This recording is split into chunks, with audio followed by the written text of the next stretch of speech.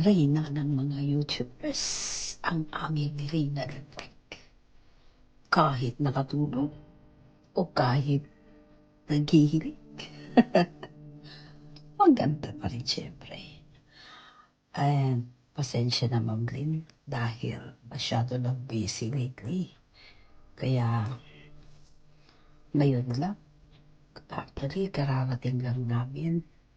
So finally, back home. At ngayon lang ako nagagawa ng video ko para sa'yo, pero you have more birthdays to come at ipagpatuloy mo lang ang magandang gawain. Alam ko naman na napakabait mo at ang dami mong natutulungan. More and more